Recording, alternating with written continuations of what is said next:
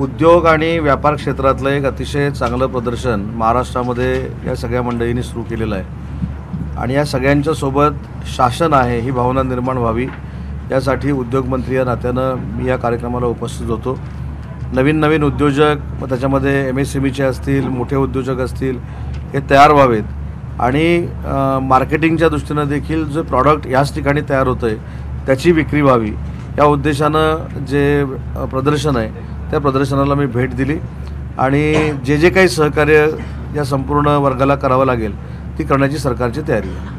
हे झालं, पण आता सध्या राज्यात परिस्थिती अशी आहे, मी काल रोहित पवारांना त्यांची यात्रा रद्द करावलेली, आज अजित पवारांना जाता आलं नाही। मराठा मोर्चाचं एकूण मी कोंडी झाली सगळीकडनं, गावबंदी सगळीकडे सुरू आहे। हा जे अशांत निर्माण झालं आहे राज्यामध्ये, तो तोडगा काय त्याच्यावर? फिरणं मुश्किल झाले मंत्र्यांना। एक महत्त्वाची गोष्ट अशी आहे की लोकशाहीच्या माध्यमातून आंदोलनं होणं हे मी समजू शकतो, परंतु मराठा आरक्षणाच्या बाबतीमध्ये सरकारची भूमिका ही स्पष्ट आहे। कुठच्याही परिस्थितीमध्ये मराठा समाजाला आरक्षण देण्याची भूमिका सरकारला घ्यायची आहे, ती आम्ही घेणार आहोत। परंतु हे आरक्षण देत असताना देवेंद्रजींनी जे आरक्षण दिलं होतं, जे हायकोर्टामध्ये टिकलं होतं आणि काही लोकांनी दुर्लक्ष केल्यामुळे ते सुप्रीम कोर्टामध्ये टिकू शकलं नाही, अशा पद्धतीचं आरक्षण आम्हाला द्यायचं नाही। मराठा समाजाला कायमस्वरूपी टिकणारं आरक्षण हे आम्हाला द्यायचं आहे आणि ते शिंदे सरकार देऊन दाखवेल ही आमची त्याच्यामागची भूमिका आहे। आणि मला देखील मराठा समाजाच्या तरुणांना आणि सर्व आंदोलनकर्त्यांना एक आवाहन करायचं आहे की शेवटी चर्चेनं मार्ग निघत असतात, चर्चा केली पाहिजे। आम्ही लोकप्रतिनिधी कोणी निवडून दिलेले आहेत? शेवटी जनतेनंच निवडून दिलेले आहेत। एखाद्याच्या घरामध्ये जर दुर्घटना घडली आणि त्याच्या सांत्वनाला जर आम्ही जात असेल तर तिथं अडकवायचं, एखाद्या ठिकाणी जर अंत्यविधी असेल त्या ठिकाणी अडकवायचं। मला असं वाटतं की या भावना मी समजू शकतो, भावनांचा उद्रेक झाला, या मताशी दुमत असण्याचं काही कारण नाही, परंतु आरक्षण आम्हाला नक्की द्यायचं आहे, ते आम्ही देऊन दाखवू। परंतु आमच्या देखील सरकारच्या भूमिकेमध्ये येऊन या सगळ्यांनी विचार केला पाहिजे, कारण आम्हाला टिकणारं आरक्षण द्यायचं। पण जरांगे म्हणतात आम्हाला कसलंही दुःख नाही, आता आम्ही अशा पद्धतीने आक्रमक होणार, कोंडी करणार, फिरू देणार नाही, गावबंदी, पुढे मार्ग कसा निघणार आहे? म्हणजे बोलायला तयार नाहीत सरकारशी। नाही, मला असं वाटतं की शेवटी बोलल्याशिवाय मार्ग निघत नाही आणि मी राग समजू शकतो, पण भविष्यामध्ये नक्की संवाद सुरू होईल आणि याच्यातनं मार्ग निघेल। हे जे आंदोलन करतात, रस्ते गाड्या अडवत आहेत तुमचे सगळे मंत्र्यांचे, नेत्यांचे, त्यांना तुम्ही काय आवाहन कराल? मी सांगितलं ना की भावना आम्ही समजू शकतो, परंतु सुप्रीम कोर्टामध्ये आरक्षण का टिकलं नाही? आज जे काही लोक सहानुभूती देण्याचा प्रयत्न करत आहेत त्यांनी सुप्रीम कोर्टामध्ये आरक्षण का टिकवलं नाही याचा देखील अभ्यास केला पाहिजे।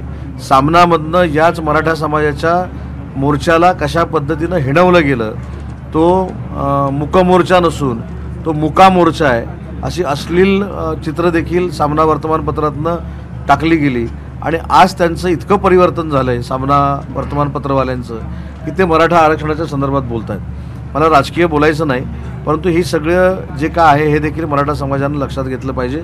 आम्हाला काही करून मराठा समाजाला आरक्षण द्यायचं आहे आणि ते टिकणारं आरक्षण शिंदे, फडणवीस आणि अजितदादा देऊन दाखवतील हा मला विश्वास आहे। काल एक व्हिडिओ अचानक BJPकडनं त्यांच्या ट्विटर हँडलवरनं आला, 2 तास खूप खळबळ माजली, हे कुणासाठी होते नेमकं काय? नाही, त्याच्यावर मी काल शिवसेना म्हणून आमची भूमिका मांडली, याच्याबद्दलचा खुलासा भाजपाचे प्रदेशाध्यक्ष किंवा जबाबदार पदाधिकारी करतील, परंतु मी त्याच्याकडे बघताना असं बघतो की मी पुन्हा येईन असं सांगून देवेंद्रजी पुन्हा आलेले आहेत। येताना एकनाथ शिंदेसाहेब आणि आम्हाला 40 लोकांना घेऊन आलेत, नंतर अजितदादांना देखील घेऊन आलेत, त्याच्यामुळे त्याचा अर्थ तसा असावा, परंतु तसा अर्थ जर नसेल तर त्याचा खुलासा भाजप करेल, ते भाजपनं त्याचं उत्तर दिलं पाहिजे। डायमंड हबबद्दल आता तुम्ही बोलला, त्याबद्दल काय? खरं तर डायमंड हबच्या बाबतीमध्येच मला या ठिकाणी सांगितलं पाहिजे, कालपासून नवीन एक खोटं बोलण्याचा प्रकार ह्या महाराष्ट्रामध्ये सुरू होतो आहे आणि त्याच्यामध्ये मी उत्तर देण्यापेक्षा माझ्या हातामध्ये जे अनुप मेहता म्हणून आहेत अध्यक्ष भारत डायमंडचे, त्यांच्या अध्यक्षांनी जी प्रेस कॉन्फरन्स घेतलेली आहे त्याची कॉपी माझ्याकडे आहे आणि म्हणून मला या प्रेसच्या माध्यमातून एवढंच सांगायचं आहे की डायमंड ज्वेलरी हब गेला हे असं किती खोटं सांगून आपण आपली पत्रकार परिषद चालवणार आहोत। याच्यामध्ये जे काही 2 मुद्दे या डायमंड आणि ज्वेलरी हबच्या अध्यक्षांनी लिहिलेले आहेत ते स्पष्ट असं म्हणत आहेत की एखाद्या व्यापाऱ्याला जसा मुंबईमध्ये व्यापार करण्याचा अधिकार आहे तसा गुजरातमध्ये देखील आहे, परंतु त्यांनी असं स्पष्ट म्हटलं आहे की मुंबईतील हिरे व्यापार कमी होण्याचा प्रश्नच उद्भवत नाही. आता या क्षेत्रात ज्या पायाभूत सुविधा मुंबईत येत आहेत ते बघता हिरे व्यवसाय झपाट्याने वाढेल असा विश्वास कोणाला आहे? या असोसिएशनचे जे अध्यक्ष आहेत त्यांना आहे. त्यांनी पुढे असं सांगितलं आहे की केंद्र शासनाच्या 100 कोटीच्या अनुदानातनं एक सेंटर सुरू होतं आहे, त्याच्यामध्ये या सगळ्या घटकाला प्रशिक्षण दिलं जाणार आहे आणि महाराष्ट्र शासनाच्या वतीनं 25 एकर जागेमध्ये डायमंड ज्वेलरी पार्क हा नवी मुंबईला होतो आहे आणि देशातली सगळ्यात मोठी डायमंड आणि ज्वेलरी उलाढाल ही नवी मुंबईमध्ये होईल असं त्यांनी म्हटलेलं आहे. आता मला सांगा, त्यांना जास्त कळतं ज्वेलरी अँड डायमंडमधलं की आम्ही जी पत्रकार परिषद घेतो त्यांना कळतं? बरं, पत्रकार परिषद जे तुम्ही घेता त्यांनी सचिन वाजेची शिफारस केली, पत्रकार परिषद जे घेतात त्यांनी सचिन वाजेला परत सरकारमध्ये आणलं, ज्यांनी शिफारस केली त्यांच्या शिफारसीनं सचिन वाजे सरकारमध्ये आला, पोलीस अधिकारी परत बनला, अंबानींच्या एरियामधलं त्यांना कार्यक्षेत्र दिलं गेलं आणि उद्योगांवर बोलणाऱ्या लोकांच्या साह्यानं त्यानं अख्खी जिलेटिननं भरलेली जीप ही अंबानींच्या घराखाली ठेवली.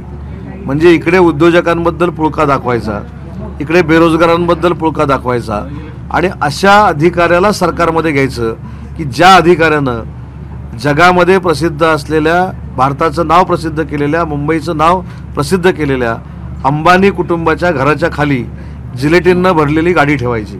म्हणजे मला ह्यांचा दुटप्पीपणा कळत नाही. सचिन वाजेला घेतला कोणी? जिलेटिनच्या कांड्या ठेवल्या कोणी?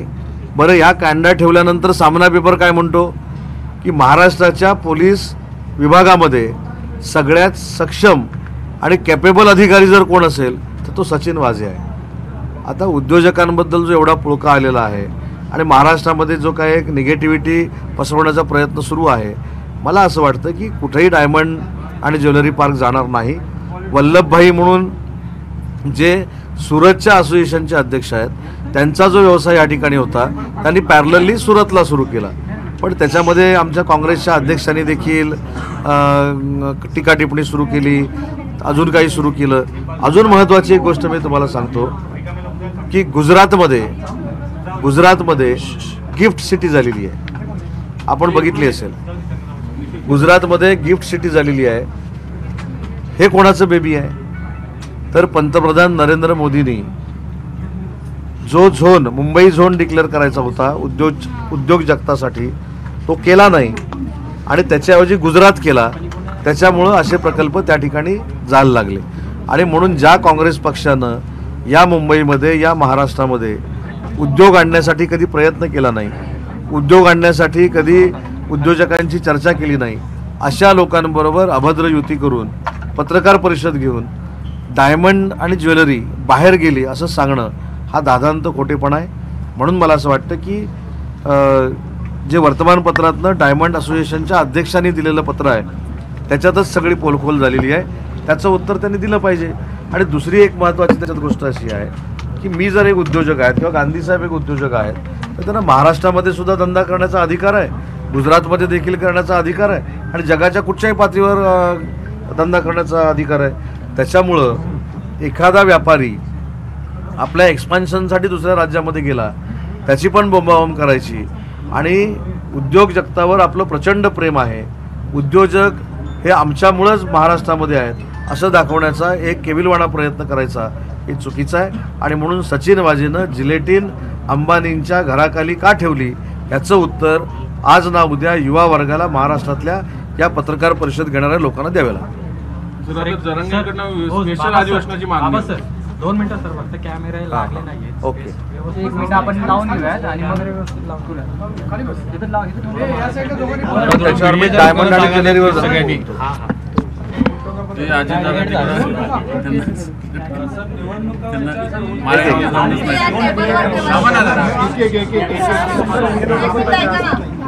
टेबलवर ठेवून आवाज नाही. टेबलवरच ठेवा, काय फरक पडतो. आवाज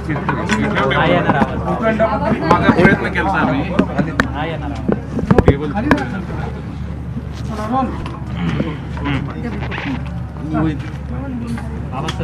कालपासून पुन्हा एकदा डायमंड आणि ज्वेलरी पार्क या सगळ्यावर एक जे नाहक खोटं प्रश्नचिन्ह निर्माण केलं जातं आहे आणि संभ्रम निर्माण केला जातो आहे त्याचं उत्तर डायमंड ज्वेलरी पार्कचे जे अध्यक्ष आहेत त्यांनी स्वतः दिलेलं आहे. वर्तमानपत्रातून ते छापून देखील आलेलं आहे. त्याच्यामध्ये त्यांनी स्पष्ट असं म्हटलेलं आहे की मुंबईमध्ये म्हणजे नवी मुंबईमध्ये डायमंड ज्वेलरीसाठी एक नवीन हब तयार होतो आहे.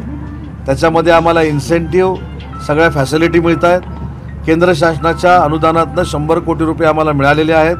त्याच्यामुळे डायमंड हिरे ज्वेलरीवर कशा पद्धतीनं रिसर्च करायचा, कशा पद्धतीनं मुलांना ट्रेनिंग द्यायचं हे देखील मुंबईमध्ये सुरू होतं आहे. आणि पुढच्या 2 वर्षामध्ये देशातला सगळ्यात चांगला आणि मोठा डायमंड ज्वेलरी हब हा नवी मुंबईमध्ये होईल. त्याच्यामुळे इथनं डायमंड ज्वेलरी हब जाण्याचा प्रश्नच येत नाही असं स्पष्ट पत्रकार परिषद घेऊन त्यांच्या अध्यक्षांनी सांगितलेलं आहे. परंतु अन्य लोक जे पत्रकार परिषद घेऊन कायम सरकारला टार्गेट करतात त्यांना मला या उद्योग जगताच्या बाबतीतला एक प्रश्न विचारायचा आहे की सन्माननीय त्यांच्या दृष्टीनं असलेले महापराक्रमी पोलीस अधिकारी सचिन वाझे यांना सरकारमध्ये पुन्हा पोलीस अधिकारी कोणी केलं?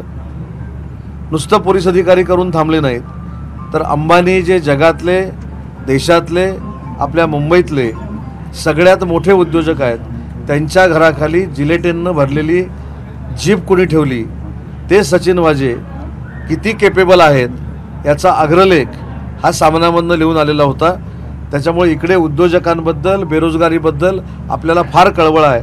अशा पद्धतीच्या पत्रकार परिषद घ्यायच्या, अशा पद्धतीची ट्विट करायची आणि मोठ्या उद्योजकाच्या घराखाली जिलेटिन ठेवणारा अधिकारी सरकारमध्ये आणायचा.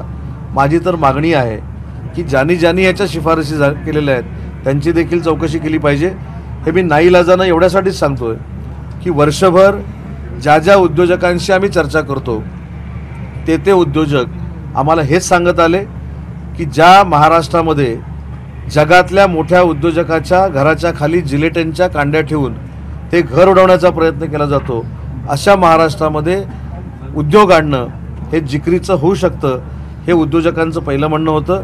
पण मला अभिमान वाटतो एकनाथजी शिंदे असतील, देवेंद्रजी असतील, अजितदादा असतील यांच्या नेतृत्वाखाली हा महाराष्ट्र 3 वर्ष जो फॉरेन इन्व्हेस्टमेंटमध्ये मागे गेलेला होता तो पुन्हा एकदा देशात 1 नंबरला आणण्यामध्ये आम्ही यशस्वी झालो. आणि म्हणून मला काही लोकांना विनंती करायची आहे की टीकेसाठी टीका करण्यापेक्षा आपण सरकारमध्ये असताना काय नक्की झालेलं आहे हे देखील जनतेला माहिती आहे. आणि म्हणून सचिन वाझेसारखा पोलीस अधिकारी आणून उद्योजकांच्या घराखाली जिलेटिन ठेवणं याचा अर्थ इंडस्ट्री वाढवणं नाही हे देखील काही लोकांनी समजून घेतलं पाहिजे. सर, मराठा समाजाने मनोज जरांगे यांनी आक्रमक भूमिका घेतली आहे. 31 ऑक्टोबरपासून गावागावामध्ये आमरण उपोषण करा अशा पद्धतीचं एक आवाहन त्यांनी मराठा समाजाला केलेलं आहे. दुसरीकडे अजित पवार हे माळेगावमध्ये जाणार होते पण तिथंही मराठा समाजाने त्यांना विरोध केला. त्यांना दौरा रद्द करावा लागलेला होता. कुठेतरी वातावरण आणखीन चिघळत चाललेलं आहे. नक्की वातावरण थोडं बिघडत चाललंय हे तुमचं म्हणणं बरोबर आहे. सरकारला मराठा समाजाला नक्की आरक्षण द्यायचं आहे परंतु जे आरक्षण सरकारच्या माध्यमातून दिलं जाईल हे कोर्टामध्ये टिकणारं असलं पाहिजे ही आमची सगळ्यांची भूमिका आहे. आणि मराठा समाजाला आरक्षण शिंदे, फडणवीस आणि अजितदादा देऊन दाखवतील. पण मागच्या थोड्या इतिहासामध्ये मराठा समाज बांधवांनी जाण्याची गरज आहे. महाराष्ट्र राज्याचे मुख्यमंत्री देवेंद्रजी होते त्यावेळी मराठा समाजाला आरक्षण दिलं गेलं होतं. ते हायकोर्टामध्ये टिकलं होतं परंतु सरकार बदललं. मराठा आरक्षणाच्या समितीचे अध्यक्ष बदलले. ज्या मराठा समितीच्या अध्यक्षांवर कायमस्वरूपी मराठा समाजाच्या पुढाऱ्यांनी आरोप केले की त्यांना वेळ देखील नाही मराठा समाजासाठी, अशा माणसाच्या हातामध्ये मराठा आरक्षणाचं नेतृत्व केलं. मुख्यमंत्र्यांनी पाहिजे तसे एफर्ट्स घेतले नाहीत म्हणून सुप्रीम कोर्टामध्ये हे आरक्षण टिकू शकलं नाही. त्याची देखील मराठा समाजाला पूर्ण जाणीव आहे. आणि म्हणून मंत्रिमंडळातला एक मंत्री म्हणून मी देखील मराठा समाजाला आवाहन करतो की शांततेच्या मार्गानं आंदोलन करावं. मराठा समाजाला आरक्षण टिकणारं शिंदे, फडणवीस आणि अजितदादा देऊन दाखवतील ही काळ्या दगडावरची रेघ आहे. पण मंत्र्यांना जे आहे त्यांच्या मतदारसंघात देखील जायला मिळत नाहीये. बारामती बालेकिल्ला अजित पवारांचा आहे पण त्यांना आज ह्या मराठा समाजाच्या रोषाला बघता त्यांना बारामतीमध्ये देखील जाता आलं नाही. नाही, एक महत्त्वाची गोष्ट अशी आहे की लोकशाहीच्या मार्गानं ते आंदोलन करतायत. काही गोष्टींमुळे उद्रेक होणं स्वाभाविक आहे. त्याच्यामध्ये स्वतः मुख्यमंत्री महोदय पुढाकार घेऊन, दोन्ही उपमुख्यमंत्री महोदय पुढाकार घेऊन मार्ग काढतील. शेवटी संवादाची दारं ही खुली असली पाहिजेत. संवादच बंद झाला तर कायदा आणि सुव्यवस्था देखील बिघडू शकते. आणि म्हणून मनोजजी असतील, त्यांचे सर्व सहकारी असतील, त्यांना देखील मला विनंती करायची आहे, आपण संवाद चांगल्या पद्धतीनं करू आणि तुमच्या पुढाकारानं, सरकारच्या पुढाकारानं या मराठा समाजाला आरक्षण देऊन दाखवू. पण मनोज जरांगे म्हणजे आता सरकारवर विश्वास राहिला नाही. आम्ही मागितलेली वेळ त्यापेक्षा 10 दिवस अधिक दिले. आता उद्यापासून आमची वेगळी भूमिका आहे. आणि अजितदादांनी सुद्धा आज संवाद साधू शकले असते ना माळेगावला. दादांना दौराच रद्द करावा लागला. राज्यातल्या एखाद्या एवढ्या मोठ्या नेत्याला जर त्याच्याच मतदारसंघात असं होत असेल तर इतर नेत्यांचं काय? मला असं वाटतं की याचं उत्तर मी ऑलरेडी दिलेलं आहे की लोकशाहीच्या मार्गानं आंदोलन करत असताना काही ठिकाणी आंदोलनांचा उद्रेक होऊ शकतो.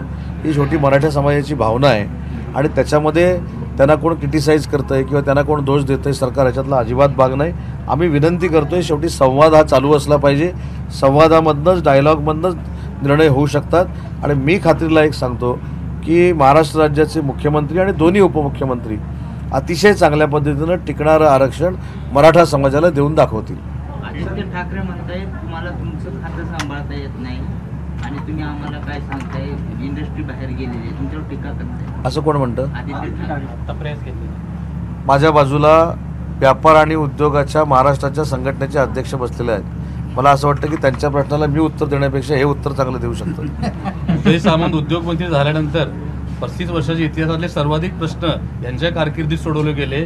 नवीन उद्योगांना सर्वाधिक प्रोत्साहन यांच्या कारकिर्दीत मिळालं. आज अशा प्रकारचे व्यापार उद्योगाचे प्रदर्शनं हे उद्योग खात्याच्या सहकार्यानं राज्यात आयोजित होतात. आम्ही संयुक्त आयोजक आहोत आणि उद्योग खातं प्रमोट करते व्यापार उद्योगाला. आणि नवीन उद्योग आणण्यासाठी आम्हाला इंडोनेशियाला पाठवलं. तिथं आम्ही 12 करार करून आलो नवीन उद्योग महाराष्ट्रात येण्यासाठी. त्यामुळे हे सरकार उद्योगाला पूरक अशी भूमिका घेते. प्रत्येक जिल्ह्यामध्ये आम्हाला जागेवर निर्णय देणारा पहिला उद्योगमंत्री आम्ही बघितलेला आहे. हे राज्याच्या उद्योग क्षेत्राची शिखर संस्थेचा अध्यक्ष या नात्याने जबाबदारीनं सांगतोय, आमचं उद्योगाचं प्रलंबित असलेलं अनुदान आम्हाला कुठलाही नया पैसा खर्च न करता आमच्या खात्यात जमा झालं. 2-2 वर्ष पेंडिंग असलेलं अनुदान. त्या उद्योग खात्याला आज या सरकारवर पूर्ण विश्वास आहे. राज्याचे उद्योगमंत्री म्हणून उदय सामंत यांनी सर्वाधिक दौरे करून सर्वाधिक प्रश्न सोडवलेले आहेत. आणि एवढा कार्यक्षम उद्योगमंत्री या राज्याच्या उद्योग क्षेत्राला नेहमी क्रमांक 1 वर ठेवल याचा आम्हाला विश्वास आहे. आता बघा, ही योगायोगानं ऐका ना सर, आता हा योगायोग आहे. मला माहीत नव्हता तुम्ही मला प्रश्न विचारणार आहे आणि ललित गांधींना देखील नव्हतं.